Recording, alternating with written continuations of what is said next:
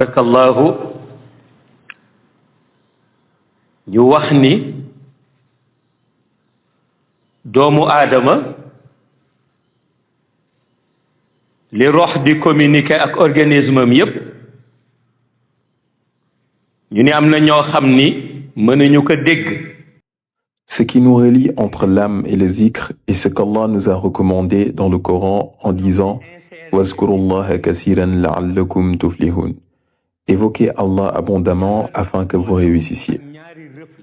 Le Seigneur nous ordonne de l'invoquer beaucoup afin d'être parmi les bienheureux. Allah, ayant voulu que l'être humain soit doté de volonté, lui a donné ses recommandations sous forme de conseils éclairés. Les sages disent que même s'il s'agit d'un ordre, si on l'analyse dans le cadre d'un conseil divin, il devient encore plus profitable en raison de la première parole qu'Allah place en priorité. Wazkurullaha kasiran. La personne accomplit le zikr selon sa capacité, même si la quantité semble faible. Cela correspond à son degré de volonté. C'est pourquoi les sages expliquent que ce verset, Wazkurullaha kasiran la'allakum tuflihun, constitue un conseil adressé à ceux qui ont conscience que c'est le zikr qui nourrit leur âme. Si l'on considère la relation entre l'âme et le zikr, la première chose à comprendre est la suivante. De même que l'organisme humain a besoin d'eau et de nourriture pour satisfaire ses besoins vitaux et subsister de la même manière, l'âme a besoin du zikr pour vivre. Ainsi, on dit que si tu ne pratiques pas le zikr, ton âme ne vit pas réellement. En approfondissant les dimensions du zikr, on constate qu'il en existe plusieurs formes. La prière fait partie du zikr. La récitation des noms divins fait partie du zikr. La salat al-nabi, prière sur le prophète, fait également partie du zikr. Malgré cette diversité, il existe une forme de zikr qui correspond parfaitement à l'état spécifique de ton âme. De même que l'organisme impose certaines nécessités pour vivre, l'âme, elle aussi, possède ce qui la fait vivre, le zikr. Il appartient donc à la personne de connaître la manière de zikr qui convient à son âme afin de la nourrir correctement. C'est dans ce sens qu'Allah nous montre qu'il existe des choses qu'il laisse à notre choix et d'autres qu'il nous impose. Lorsqu'on demande ce qu'il nous impose, le Seigneur répond « Wa'aqimus salat » et accomplissez la prière. La salat nous a été imposée. Même si l'on considère la salat comme une dimension du zikr, elle demeure obligatoire car elle est en ordre explicite. Ensuite, le Seigneur nous révèle les dimensions élevées du zikr. Il dit « Ala bi zikrillahi tatma'inul qulub » C'est par l'évocation d'Allah que les cœurs trouvent la sérénité. Puis il dit « Wa zikrullahi akbar » Et certes, le rappel d'Allah est plus grand encore. En réunissant ces deux paroles, Allah nous montre que si nous voulons nourrir notre âme, il nous en donne le conseil. Wazkurullaha kasiran la'allakum tuflihun. Cependant, la salat demeure prioritaire et obligatoire. C'est pourquoi on dit, quel que soit les zikr que tu pratiques, si tu n'accomplis pas la salat, cela n'est pas complet, car la salat est l'ordre qui vient en premier. Après la salat, qui constitue elle-même une forme suprême de zikr, se pose la question essentielle, comment nourrir l'âme à travers le zikr? C'est là que se trouve l'équation à résoudre. L'âme, bien qu'alimentée par le zikr, possède une capacité spécifique. Il existe une forme de zikr adaptée à sa nature propre. Il ne s'agit pas uniquement des noms divins, ni de la salatul fatih, ni d'autres formules déterminées, mais du zikr qui correspond à la capacité particulière de l'âme. Et lorsque l'on parle du zikr adapté à cette capacité, cela implique la nécessité d'un maître spirituel. Si l'on analyse cela d'un point de vue psychologique, une personne peut manger, mais au lieu d'être rassasiée et en bonne santé, elle tombe malade. Après diagnostic, le médecin lui explique que l'alimentation n'était pas adaptée, ou qu'elle était déséquilibrée, ou qu'elle ne correspondait pas à sa constitution. Il établit alors le diagnostic et comprend que tu as consommé ce que tu n'aurais pas dû consommer. Peut-être l'aliment était-il avarié, périmé ou simplement inadapté à la nature de ton organisme. Tu as mangé avec l'intention d'être rassasié, de te fortifier, de te faire du bien, mais au lieu d'en retirer une force, tu en as tiré un déséquilibre. Et ce qui devait te nourrir t'a conduit à l'hôpital pour être soigné. Ce n'est pas l'acte de manger en lui-même qui était mauvais, mais l'inadéquation entre ce que tu as absorbé et la capacité réelle de ton corps à l'assimiler. Il en est de même pour l'âme. L'âme aime le zikr, car le zikr est sa nourriture naturelle, sa respiration intérieure et sa lumière. Mais il faut lui donner le zikr qu'elle peut contenir, celui qui correspond à son degré, à sa maturité spirituelle, à sa capacité d'absorption. Lorsque le zikr est mesuré, équilibré et adapté, l'âme reçoit des étincelles de lumière. Ces étincelles ne restent pas confinées en elle. Elles sont projetées dans l'organisme tout entier. Alors le corps lui-même se met au service du cheminement. Il acquiert engagement, constance et volonté dans la marche vers Allah. Subhanahu wa ta'ala. Les membres deviennent obéissants, le cœur s'apaise, l'intention se purifie et l'être tout entier s'oriente vers le divin avec harmonie. Mais si l'âme ne peut contenir les zikr qu'on lui impose, un effet négatif apparaît. Il faut comprendre que la maladie de l'âme n'est pas semblable à celle du corps.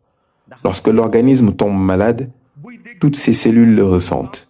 Les globules rouges et les globules blancs entrent en lutte, les microbes se propagent, l'inflammation s'installe. Progressivement, la maladie atteint les bras, les jambes, le ventre, le cœur, jusqu'à ce que tout le corps soit contaminé. Le processus est biologique, visible, mesurable. En revanche, lorsque l'âme tombe malade, son mode d'atteinte est différent. Elle ne se répand pas directement dans la chair comme un virus. Elle renvoie le déséquilibre vers les deux reflets qui l'accompagnent. Ainsi, lorsque l'âme reçoit un zikr trop lourd pour elle, un zikr dont l'intensité dépasse sa capacité de contenance, elle ne peut l'assimiler. Elle le renvoie alors vers les deux reflets qui l'accompagnent. Or, si ces deux reflets ne sont pas correctement encadrés, selon l'enseignement mystique que nous avons évoqué, où l'un doit représenter la lumière d'Allah subhanahu wa ta'ala et l'autre la lumière du prophète Mohammed, paix et salut sur lui, alors un déséquilibre s'installe. Et ce déséquilibre survient précisément lorsqu'il manque un maître spirituel, un wasila authentique capable d'orienter. C'est dans ce sens que les sages ont dit « Celui qui n'a pas de guide spirituel, les djinns deviendront son guide ». Cette parole n'est pas une simple formule. Elle signifie qu'en l'absence d'une direction éclairée, l'être humain peut croire avancer vers la lumière alors qu'il s'engage sans le savoir dans un univers subtil qu'il ne maîtrise pas. Il ne sait plus où poser les pieds, il pense progresser mais il marche dans l'invisible sans discernement. Sans maître spirituel ou sans wasila, tu ne peux pas veiller à ce que les deux reflets accompagnent l'âme selon leur ordre véritable. L'un comme miroir de la lumière d'Allah, l'autre comme miroir de la lumière du prophète Mohammed, paix et salut sur lui. Au lieu de cela, le déséquilibre peut transformer ses représentations. L'un peut devenir porteur d'une vitalité apparente mais dévoyée, et l'autre devenir un canal d'influence d'Iblis. À ce temps, Iblis prend les commandes sans que tu ne t'en rendes compte. Tu crois invoquer le nom d'Allah, mais ton centre intérieur a été déplacé vers un autre univers, celui des djinns. Tu continues le zikr avec conviction, persuadé d'être dans l'élévation, alors qu'en réalité ton axe a été subtilement détourné. Dans tes songes, on peut même te transmettre d'autres formules, d'autres invocations que tu appliques avec ferveur au réveil, convaincu qu'elles sont un don spirituel. Pourtant, sans discernement ni validation auprès d'un maître qualifié, tu ignores la source réelle de ces inspirations. C'est pourquoi les maîtres mystiques ont toujours insisté sur ce point. Les Asma'ullah al-Husna, reçus en rêve, ne doivent pas être pratiqués sans consultation.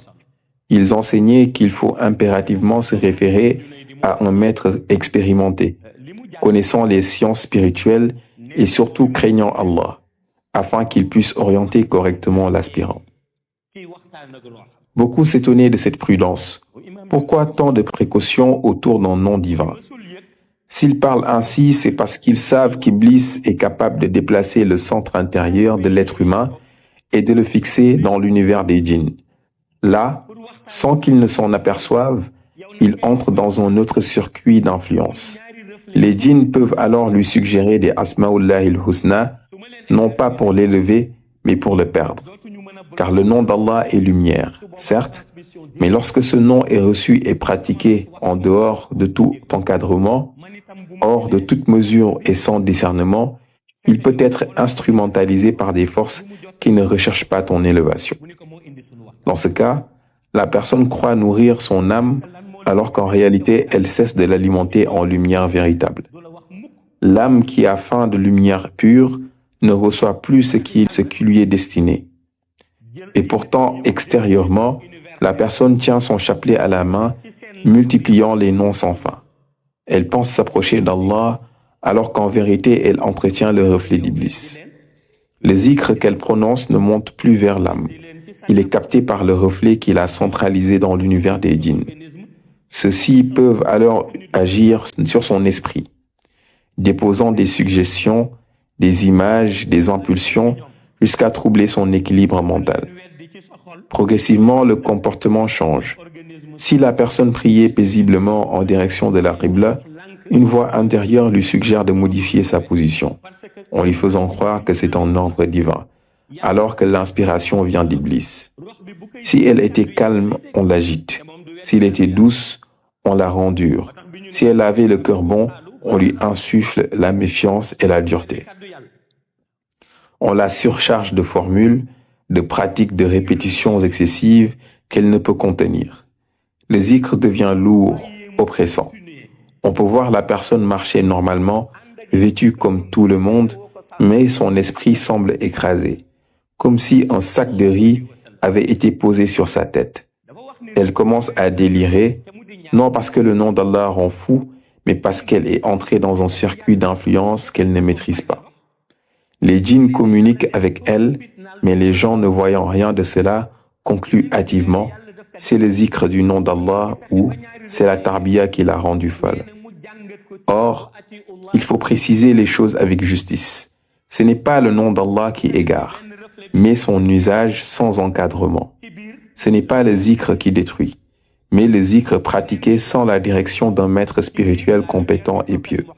Ce n'est pas la tarbiya en elle-même qui déséquilibre, mais une tarbiya engagée sans savoir si l'âme du disciple est capable de la contenir.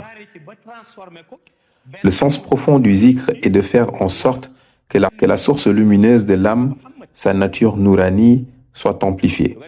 L'âme, par essence, est lumière. Elle fonctionne déjà, même sans intensification particulière. Mais son rayonnement peut être accru, sa clarté peut être renforcée, son influence peut s'étendre à tout l'être. C'est comparable à un matériel que l'on te remettrait en disant « cet appareil est de bonne qualité, il fonctionne correctement ». Et effectivement, il marche. Mais on t'explique ensuite qu'il peut atteindre une puissance supérieure, à condition d'y ajouter un système d'amplification adapté. Tu demandes alors comment l'amplifier. On te répond il te faut tel dispositif, tel réglage précis, tel accompagnement technique. Ainsi en est-il de l'âme.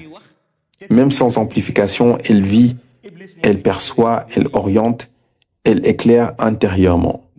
Mais pour que sa lumière domine réellement l'ensemble de l'être, pour qu'elle rayonne dans le cœur, l'intelligence et les membres, elle a besoin d'être amplifiée. Et cet amplificateur, c'est le zikr. Cependant, il ne s'agit pas de n'importe quel zikr, ni d'une quantité laissée au hasard. Il s'agit du zikr que l'âme peut contenir, assimiler et transformer en lumière effective.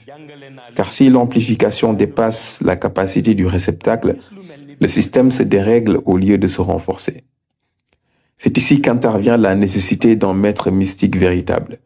Lui seul, par don divin, est capable de discerner ce que ton âme peut supporter. Quel nom, quelle quantité, quel rythme, quel degré de tarbiya. Il ne prescrit pas au hasard. Il ajuste en fonction de la capacité intérieure du disciple. Or, beaucoup peinent encore à reconnaître un véritable maître mystique. Nombreux sont ceux qui pensent que leur marabout est nécessairement un maître de la réalité intérieure. Pourtant, la fonction de guide mystique ne dépend ni d'une appartenance sociale, ni d'un héritage familial, ni d'un titre. Un maître peut être savant en charia, enseigner les textes sacrés, maîtriser la jurisprudence et la théologie. Cela est noble et indispensable. Mais cela ne fait pas automatiquement de lui un maître mystique. La science des textes n'est pas identique à la science des états intérieurs. Le maître mystique authentique est un don d'Allah. Le fait d'être un maître mystique n'est pas synonyme d'avoir des disciples affiliés à la personne ou d'obtenir une foule de fidèles. C'est Allah subhanahu wa ta'ala qui le décrète sur la personne comme un don. C'est un guide capable de visualiser le cœur d'une personne et déceler le nom divin qui fera vivifier son âme. En plus de savoir quel nom divin vivifie son âme, il saura aussi quel nombre usité l'âme de la personne est capable de supporter. Ainsi, il va l'informer sur le nombre usité. Ce nombre usité est la base à travers laquelle la personne vivifie son zikr pour pouvoir continuer à exister dans la lumière du prophète Mohammed, paix et salut sur lui. Car c'est ce qu'Allah subhanahu wa ta'ala nous exhorte. En effet, c'est le but de l'enseignement coranique et du prêche. À ce propos, il y a un grand savant qui disait qu'il n'y a que 4 éléments dans le Coran. Quels sont ces 4? S'interrogea son auditoire. Il répondit, en premier, les exhortations, en second lieu, les interdits, en troisième lieu, le récit des peuples antérieurs pour éviter les œuvres de ceux qui avaient suivi le mauvais chemin parmi eux, et enfin rassurer en informant afin que la personne puisse savoir s'il va aller en enfer ou au paradis. C'est ainsi qu'il l'enseignait en disant que ce sont les 4 catégories. Il voudrait dire qu'à travers toute la vaste communication du Seigneur, depuis la sourate Baqarah jusqu'à sourate An-Nas, il voudrait que la personne, à l'instar de l'origine lumineuse de son âme, puisse demeurer dans l'état de lumière de Mohammed jusqu'au moment où l'ange viendra la récupérer à sa mort. Ceci constitue l'exhortation d'Allah sur la personne. Dans le cadre de la science infuse que les élus d'Allah utilisent à la Khadratul Ilahiyya, dans le manuel, il est mentionné que l'âme n'a pas besoin de nombre usité car elle peut supporter tous les nombres. Ceci concerne la science infuse, car en matière de science, il faut d'abord connaître les différents types de sciences. Dans le manuel de la Khadratul Ilahiyya, où l'on enseigne c'est quoi la science infuse, les élus d'Allah dans leurs débats sont tous unanimes sur le fait que l'âme n'a pas besoin de se limiter à un nombre usité, car il est capable de supporter tous les nombres. Ils font remarquer donc, si on désigne une personne et lui dit que voici le nombre que tu peux supporter, qu'est-ce qui peut le justifier? Si l'âme est capable de supporter tous les zikrs, laissons l'âme s'adonner à un zikr volontiers de 1 million sur n'importe quel nom divin ou 70 000 sur n'importe quel autre nom. Pourquoi on lui a trouvé donc un nombre et une restriction?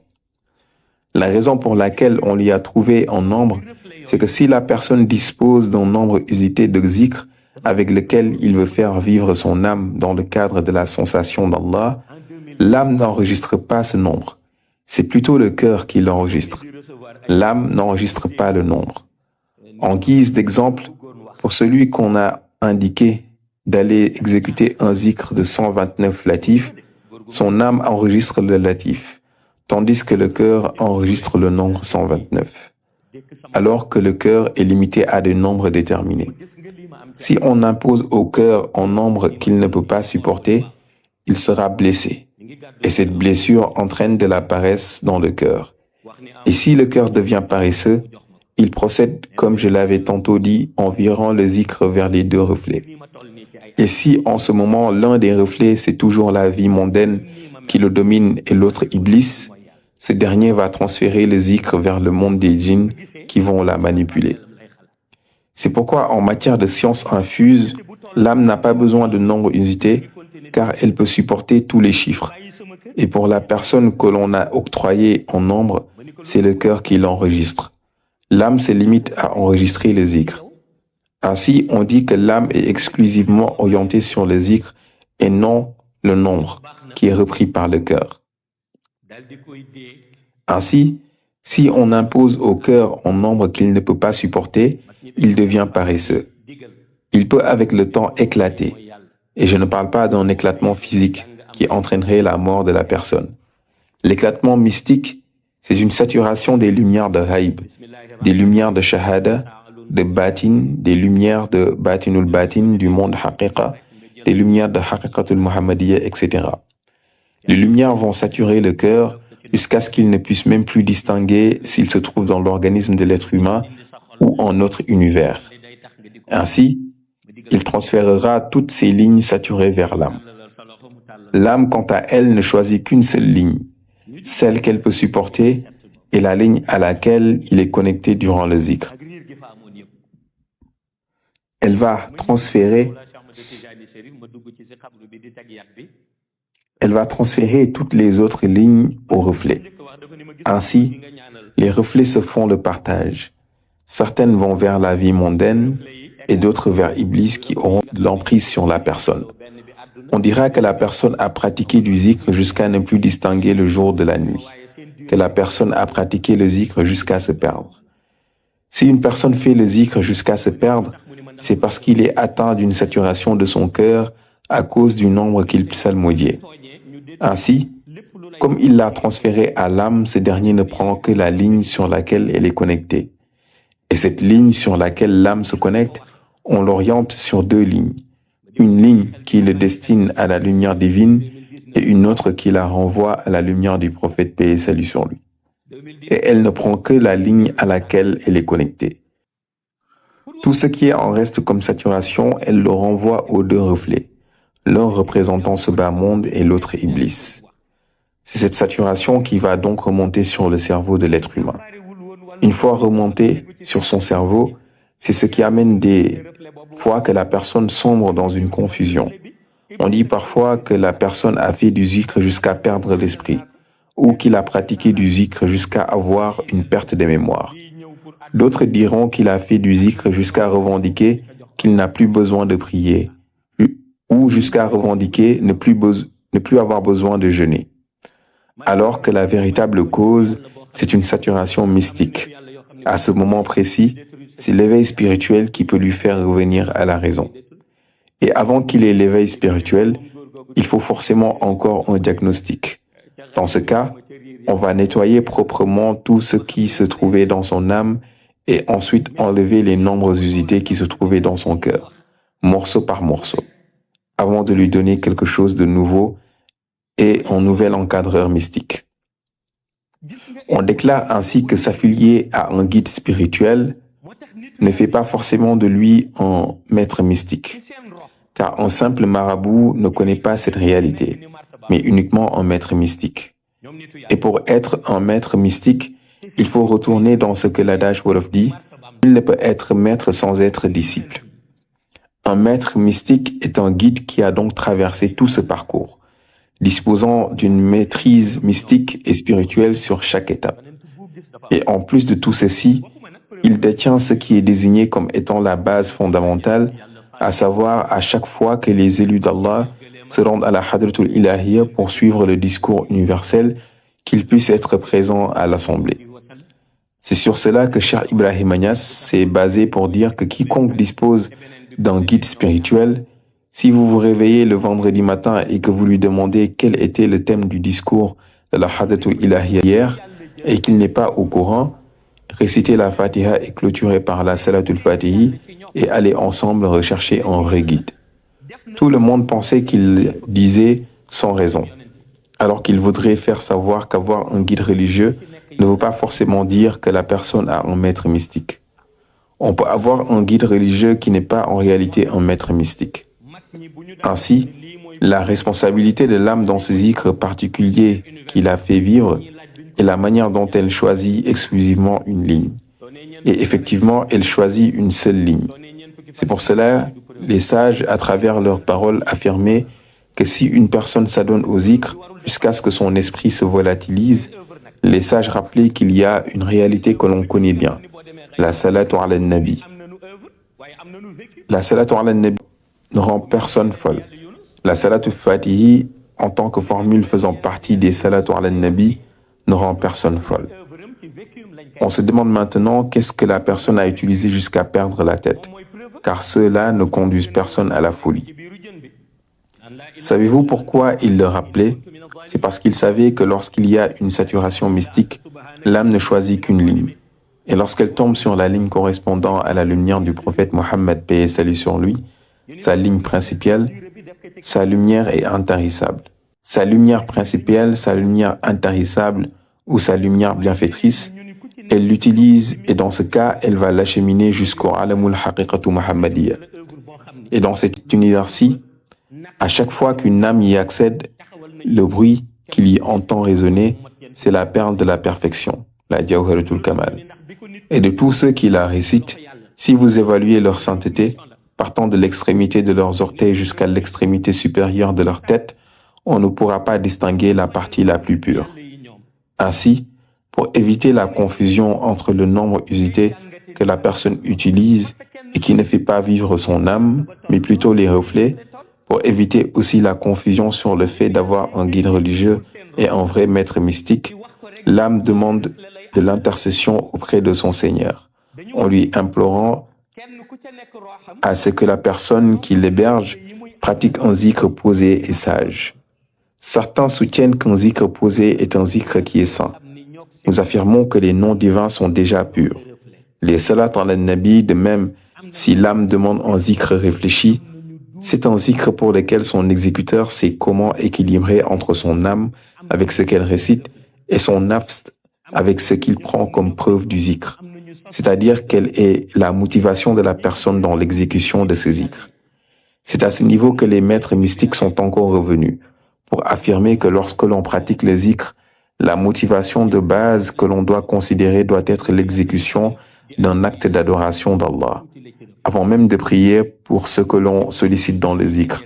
Observez donc cette sagesse. Ainsi donc, la sérénité de l'âme en train d'écouter sagement fait qu'il s'adresse à l'organisme pour lui dire que le cadre à travers lequel il lui octroie ce dont elle a besoin en matière de nom divin ou de salatu ala nabi ne se limite pas uniquement sur le cadre apparent de ce monde shahada, mais elle va le connecter à d'autres mondes avec des réalités que l'organisme ignorait complètement avant que l'âme n'effectuât cette connexion. C'est dans cette relation que l'on va revenir à notre leçon par la bénédiction du prophète paix et salut sur lui. Assalamu alaikum wa rahmatullahi ta'ala wa barakatuh. Assalamu alaikum wa rahmatullahi ta'ala wa barakatuh.